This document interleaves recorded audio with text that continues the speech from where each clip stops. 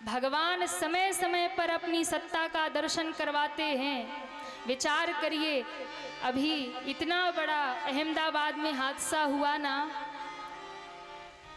244 लोग थे, एक व्यक्ति बच के निकला,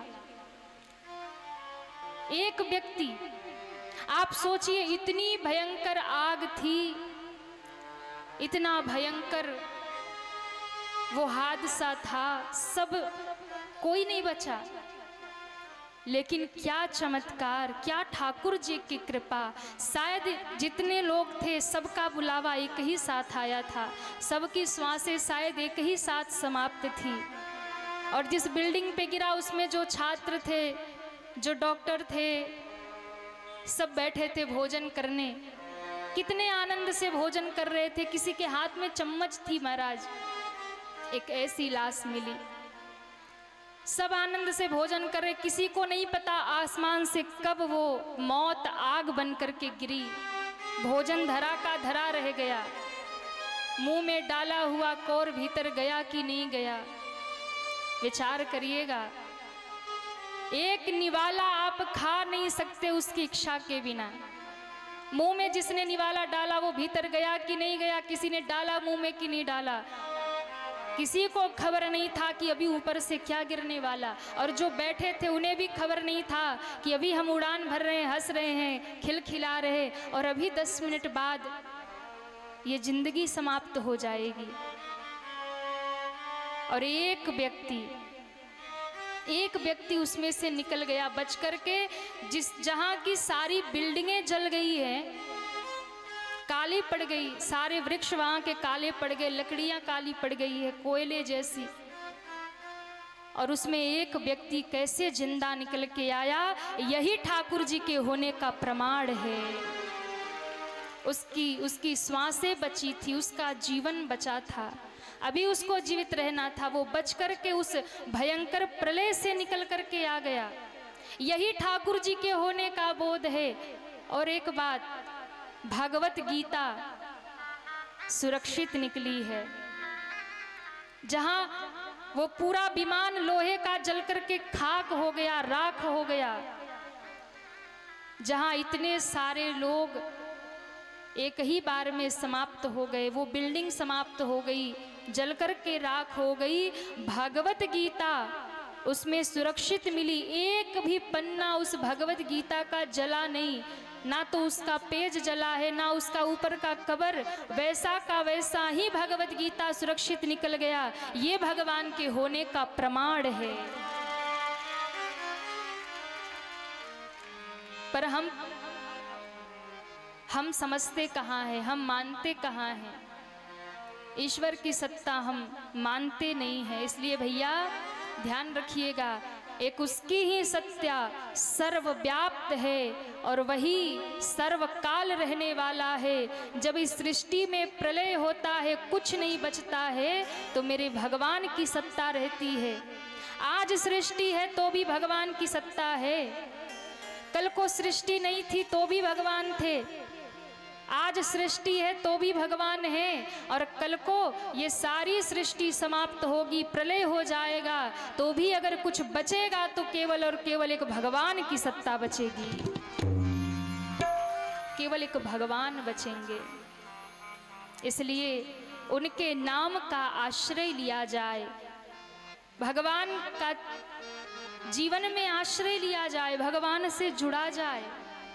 जो लोग भगवान से दूर हैं, जो कहते हम भगवान को नहीं मानते, अरे भैया कितने जन्म, कितने भी दौड़ लगा लो, कितनी भी यात्रा कर लो, लौट कर आना तो यही पड़ेगा।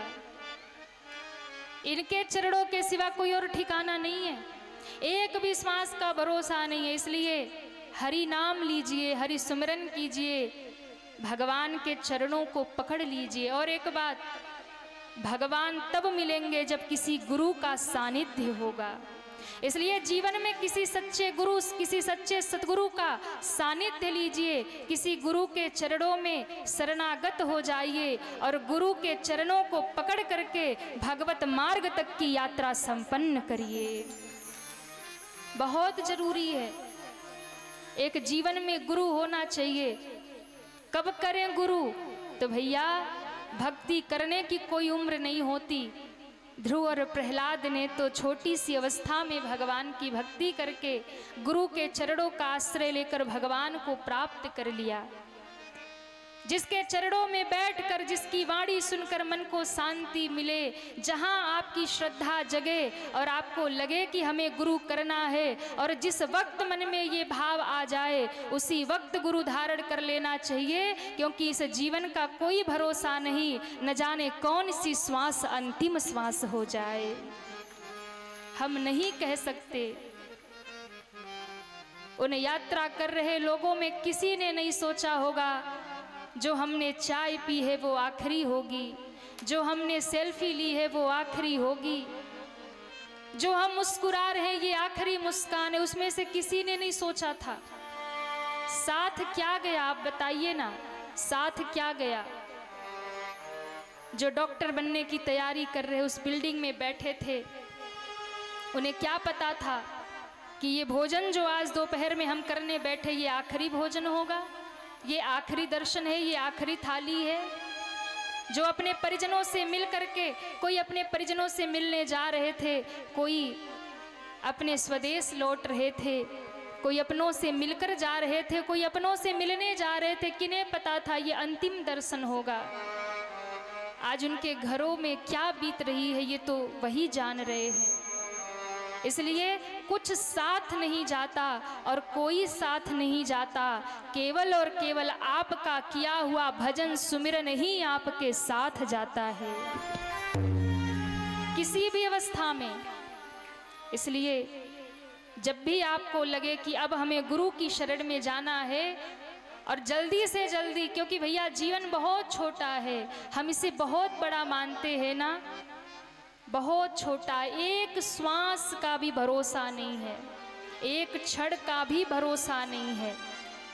इसलिए इस मनुष्य जीवन को सार्थक करने के लिए गुरु की शरण ग्रहण करके भजन में लग जाइए, और जितना हो सके भजन करके इस मानव जीवन को सार्थक बना लीजिए, इस जीवन को सार्थक बना लीजिए।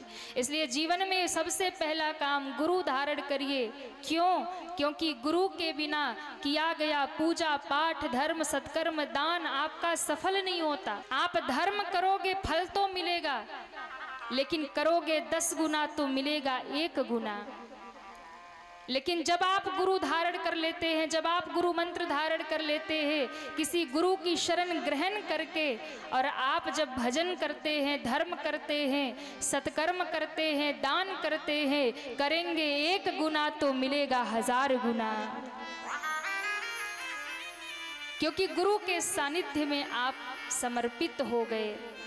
तो भैया जीवन तभी सार्थक है जब ये जीवन विश्वनाथ का हो जाए, जगन्नाथ का हो जाए और दीनानाथ रघुनाथ का हो जाए, तब ये जीवन सार्थक है। वरना तो निरर्थक चला गया, किसी काम का नहीं रहा, जैसा पाया वैसा चला गया। इसलिए समय रहते भगवान की शरणागति और गुरु की शरणागति हमें ग्रहण कर लेना चाहिए।